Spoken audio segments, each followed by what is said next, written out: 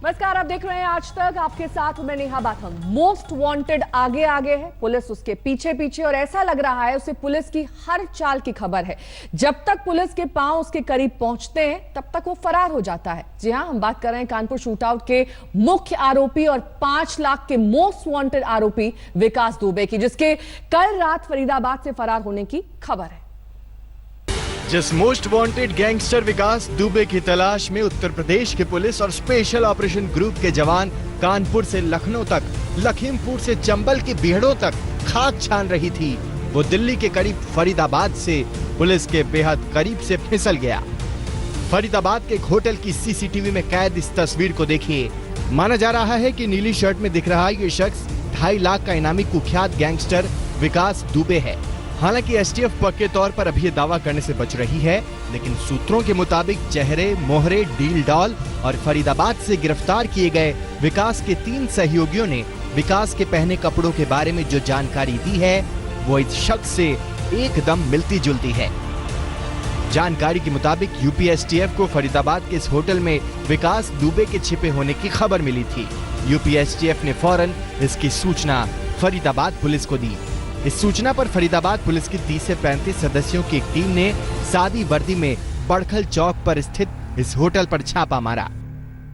Sir, शाम को police आई थी, उन्होंने चेक करा, पूरा रूम वूम देखे थे, पर उन्हें किसी ने गलत खबर दी थी कि जो भी व्यक्ति है, जैसा भी है, बहुतों ने कहा कि गोली चल गई है, फलाना हो गया, ये हो गया, वो होगा। पर जब प्रशासन आया, टीम आई, उन्होंने चेक करा, ऐसा कुछ भी नहीं मिला। उन्होंने हमारी बिल्डिंग देखी, ऊपर से नीचे तक रूम चेक करे, फिर वो अपना तहकीकात करके तसल्ली करके सब चले गए। करीब 2 घंटे तक होटल की तलाशी हुई, लेकिन विकास दुबे हाथ नहीं आया। पुलिस अपने साथ होटल का डीवीआर ले गई।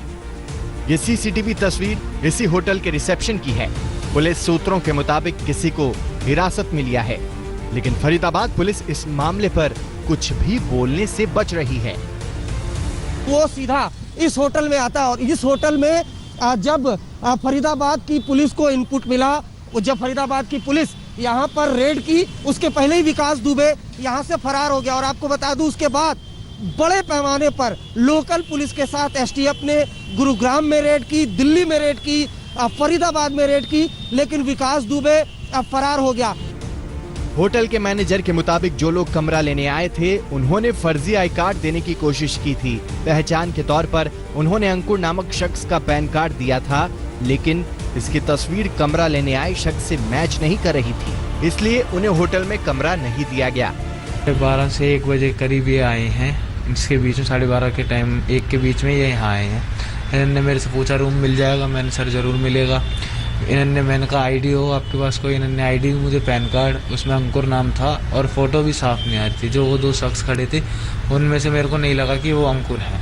उन्होंने आईडी दी अंकुर के नाम की। मैंने कहा सर ये आईडी नहीं चलेगी, पैन कार्ड है, अब मुझे कोई आधार कार्ड दो या कुछ और दो, डीएल वगैरह। उन्होंने नहीं दिया और उसके ऊपर मेरे से कोई ना उनसे बहस हुई, ना कोई बात हुई है। वो सीधा अपना चुप नीचे उतर गए। बहरहाल विकास दुबे तो चकमा देकर भागने में कामयाब रहा, लेकिन अंकुर नहीं बच पाया। फरीदाबाद पुलिस के मुताबिक विकास दुबे फरीदाबाद के जिस न्यू इंदिरा नगर कॉम्प्लेक्स में छिपा था, वो अंकुर का है। अंकुर के घर विकास दुबे अपने बेहद करीबी प्रभात के जरिए पहुंचा था। मुखबिर की सूचना पर फरीदाबाद पुलिस ने न्यू इंदिरा नगर कॉम्प्लेक्स में भी छापा मारा। छापे के दौरान प्रभात ने भागने की कोशिश की, पुलिस पर फायर भी किया, लेकिन पुलिस ने दबोच लिया।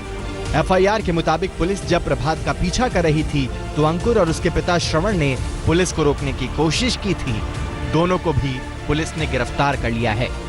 आरोपियों के पास से 4 रिवॉल्वर बरामद हुए हैं, जिनमें 2 सरकारी रिवॉल्वर हैं। ये वही सरकारी रिवॉल्वर हैं जिन्हें विकास दुबे ने बिकरू गांव में पुलिस से छीनी थी। ये मकान दरअसल अंकुर का है और अंकुर ही वो शख्स है जिसको फरीदाबाद पुलिस ने गिरफ्तार किया है। इसी मकान में शेल्टर शरण दी गई थी। जब फरीदाबाद पुलिस को जानकारी मिली, उसके बाद इस घर में बाकायदा पुलिस टीम ने रेड की और जो एक आरोपी था उसने फरीदाबाद पुलिस की टीम पर फायर भी किया था, लेकिन जो पुलिसकर्मी थे वो बाल बाल बचे थे। उसके बाद छत के ऊपर से एक आरोपी को दबोचा गया, जबकि 2 लोगों को घर के अंदर से दबोचा गया। फरीदाबाद पुलिस ने गेस्ट हाउस से मिले तमाम सबूत यूपी एसटीएफ को सौंप दिए हैं। पुलिस को यकीन है कि विकास दुबे दिल्ली एनसीआर में कहीं छिपा हो सकता है। यूपी एसटीएफ की एक टीम दिल्ली एनसीआर में डटी है। ऐसी अटकलें हैं कि यूपी में एनकाउंटर के डर से विकास दुबे दिल्ली एनसीआर में छिपा हुआ है। लेकिन बड़ा सवाल यह है कि वो कैसे पुलिस के घेरे से फिसल गया। क्या विकास दुबे को पुलिस छापे की जानकारी मिल गई थी? 2 जुलाई की तरह फिर पुलिस के किसी भेदिये ने विकास को पुलिस के आने की खबर कर दी थी। अगर ये अंदेशा सही है तो खाकी पर ये बड़ा सवाल है। हिमांशु मिश्रा के साथ अरविंद ओझा, फरीदाबाद, आज तक। एनकाउंटर में घायल सिपाही अजय कश्यप इस वक्त हमारे साथ जुड़ गए हैं। अजय जी, आपकी हमने बात भी सुनी थी सुबह, आपने जब हमें ये बताया कि किस तरीके से उस रात को पूरे के पूरे पुलिस महकमे पे जो वहां पर दबिश डालने गया था उस पर लगातार लगभग 20 से 22 राउंड आपने फायरिंग का बताया। क्या कहीं ना कहीं आप ये मानते हैं कि आपकी तैयारियों में या फिर पुलिस बल ने इस बात की आशंका भी नहीं की थी कि इस तरीके से वहां पर फायरिंग होगी? कहीं ना कहीं तैयारियों में कमी? तैयारी में तो मतलब लेकिन फिर भी पुलिस को इतनी आशंका नहीं थी कि इतना हो सकता है कुछ। इतनी उनकी प्री प्लानिंग पहले से थी, बहुत जबरदस्त वाली प्लानिंग थी उनकी। तो हम तो जैसे सर हमें इतनी जानकारी, क्योंकि हम उसको दूर थाने के नहीं है, जिस थाने का जो क्षेत्र था हम बिठूर थाने के हैं, जो कि हमारे बिठूर थाने से 25 से 30 किलोमीटर दूर पड़ता है। वो टिकरू गाँव जिसमें गए थे, तो हमें उस गांव के बारे में कोई जानकारी नहीं थी और ना ही हमें विकास दुबे के बारे में कोई जानकारी थी। एक ऐसा आदमी हमने ये सुना था, सर ने बताया था विकास दुबे के यहाँ जा रहे हैं, तभी सही उसके यहाँ बुलाया गया बस। तो हम आ गए थे, वहाँ पे फिर फायरिंग स्टार्ट हो गई और फायरिंग बहुत दूर तक चलती रही। वहाँ पर बाद में हम सामने पहनते थे, तो हम तो बड़ी मुश्किल से तो उस पर फायरिंग करते हुए, लेकिन हमारे फायर में बिल्कुल काम नहीं करते थे क्योंकि वहाँ बहुत अंधेरा था, पूरे गाँव की लाइट जा रखी थी और यही अंदाजा नहीं लगा पाए थे कि फायर आ कहाँ से। अगर हम फायर कर भी रहते तो हमारे फायर नाकाम में होते सारे। ठीक है, बहुत बहुत शुक्रिया हमारे साथ जुड़ने के लिए। विकास दुबे तो हाथ नहीं आया, लेकिन पुलिस ने आज विकास का दाहिना हाथ एक तरीके से काट दिया है, क्योंकि विकास के बेहद करीब माने जाने वाले, उसके साथ ढाल की तरह खड़ा रहने वाला अमर दुबे पुलिस के एनकाउंटर में मार गिराया गया है। मारा गया गैंगस्टर का सबसे बड़ा गुर्गा। विकास दुबे के दाएं हाथ का काम तमाम, साए की तरह साथ रहने वाले का दी एंड। विकास दुबे को दबोचने में लगी यूपी पुलिस जब हमीरपुर पहुंची तो वहां उसका सामना गैंगस्टर का दायां हाथ रहा अमर दुबे से हुआ। वही अमर दुबे जो 2 जुलाई की रात विकास दुबे के साथ पुलिस टीम पर फायरिंग करने का आरोपी है। अमर दुबे का नाम अब वांटेड की लिस्ट से काट दिया गया है, क्योंकि यूपी पुलिस ने इसी इलाके में उसे घेर कर मार गिराया। घटना का मैं नामित और वांछित तथा 50,000 का इनामी बदमाश आज सुबह हमीरपुर जिले के थाना मौदहा अंतर्गत एसटीएफ और स्थानीय पुलिस के संयुक्त मुठभेड़ में मारा गया, जिसकी पहचान अमर दुबे पुत्र संजीव दुबे, गांव निवासी बिकरू, थाना चौबेपुर, जनपद कानपुर नगर के रूप में हुई। अमर दुबे को पुलिस शिद्दत से तलाश रही थी, क्योंकि वो विकास दुबे का सबसे बड़ा राजदार और उसका सबसे विश्वस्त माना जाता था। पुलिस ने उस पर 25,000 का इनाम घोषित कर रखा था और इस केस में वांटेड आरोपियों की लिस्ट में उसका नाम सबसे ऊपर था। अभी हाल में एक विभत्स घटना हुई थी कानपुर में, जिसमें कि कई पुलिस कर्मियों को मार दिया गया था। ये उसमें मुख्य अपराधी था। कानपुर पुलिस द्वारा जो मुकदमा दर्ज किया गया है उसमें विकास दुबे के बाद जो जारी की गई लिस्ट थी उसमें सबसे ऊपर इसी का नाम था। आज तक को मिली जानकारी के मुताबिक अमर दुबे रिश्ते में विकास का चचेरा भाई था। वो विकास दुबे का पर्सनल बॉडीगार्ड भी था। अमर दुबे हमेशा हथियारों से लैस रहता था। विकास दुबे की सुरक्षा की पूरी जिम्मेदारी अमर दुबे पर ही थी। 2 जुलाई की रात फायरिंग में वो भी शामिल था। विकास दुबे के साथ ही अमर दुबे भी भागा था। बताया जाता है कि विकास दुबे का दायां हाथ अमर दुबे कल रात हमीरपुर में अपने नजदीकी रिश्तेदार नरोत्तम दीक्षित के घर रुका था, लेकिन उसे तड़के ही रिश्तेदार ने निकल जाने को कह दिया। उससे था ना कोई हमारा रिश्तेदारी है, ना वहाँ कोई हमारा संबंध है, ना कोई हमारे सगे संबंधी है। एक थोड़ा सा हमारा उधर किसी प्रकार से एक संपर्क ऐसे बन गया, प्रेम हो गया, प्रेम में आना जाना साहब होता रहा। वो जो है कल आया और कल जो है यहाँ से वो हमने तुरंत उसके कहा, हमने कहा भैया हमारे जो है प्राण बख्शो और आप जो है यहाँ से जाइए, हम आपको शरण नहीं दे पाएंगे। पुलिस को अमर के विकास दुबे के साथ ही भागने की जानकारी तब हुई जब पुलिस को उसकी Ford car Auraiya Dibiyapur highway पर मिली थी। कार के अंदर मिले दस्तावेजों से पुलिस को अमर के लखनऊ स्थित घर का पता चला था। यूपी पुलिस उन तमाम तारों को जोड़ने में लगी है जो उसे विकास दुबे तक पहुंचा सके, लेकिन यूपी पुलिस के लिए अब भी सवाल का जवाब देना मुश्किल हो रहा है कि आखिर विकास दुबे इतनी आसानी से फरार होने में कैसे कामयाब हो गया। आज तक को ये भी पता चला है कि विकास दुबे मुठभेड़ की रात खेतों के रास्ते भागा। पहले साइकिल से 5 किलोमीटर दूर शिवली पहुंचा। शिवली पहुंचते ही उसने मोबाइल बंद कर लिया। शिवली से वो बाइक के जरिए आगे निकला।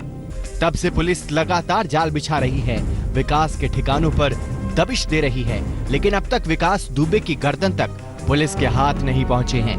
पुलिस से 2 कदम आगे होता है मोस्ट वांटेड गैंगस्टर, यानी कि पुलिस के भीतर कोई ना कोई भेदिया है जो विकास को पुलिस के मूवमेंट की जानकारी दे देता है। कानपुर से शिवेंद्र श्रीवास्तव के साथ कुमार अभिषेक, लखनऊ आज तक। और अब बात आज तक की खबर के असर की करेंगे। किस तरीके से बुंदेलखंड में गरीब परिवारों की मासूम बच्चों के साथ कई दिनों से शोषण चल रहा था, लेकिन आज तक ने खबर दिखाई और इसका बड़ा असर हुआ है। प्रशासन की नींद खुल गई है। खबर दिखाए जाने के कुछ ही घंटों के भीतर सारे आला अधिकारियों ने चित्रकूट में डेरा डाल दिया। मजिस्ट्रेटी जांच का आदेश भी दे दिया गया।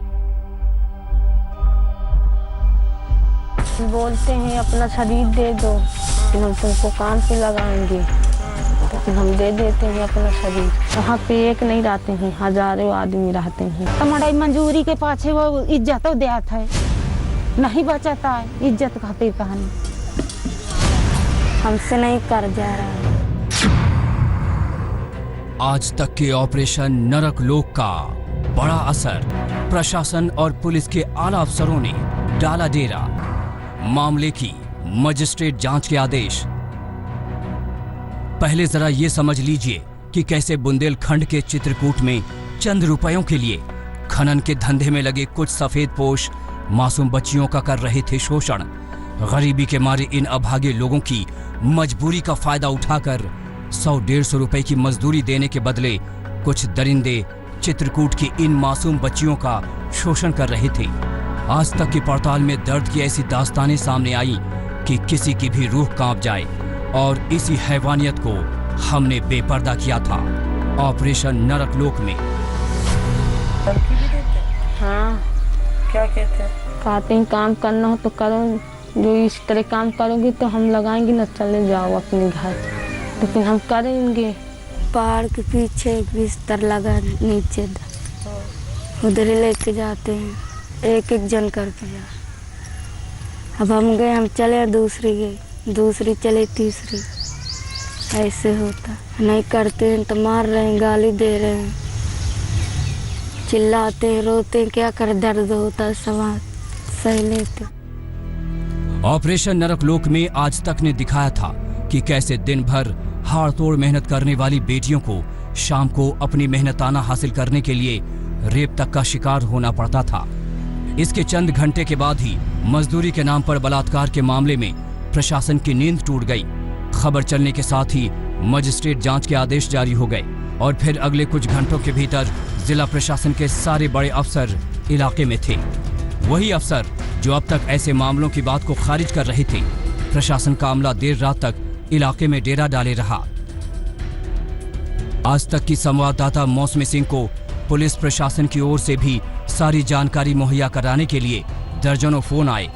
एसपी चित्रकूट के दफ्तर से ईमेल भेजकर आज तक से पीड़िता और दोषियों की जानकारी मांगी गई। आला अफसर बंगले छोड़कर अब पीड़ितों के पास पहुंच रहे हैं।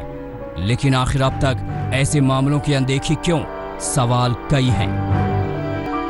क्या जिले के अफसरों को इस शोषण की भनक तक नहीं लगी?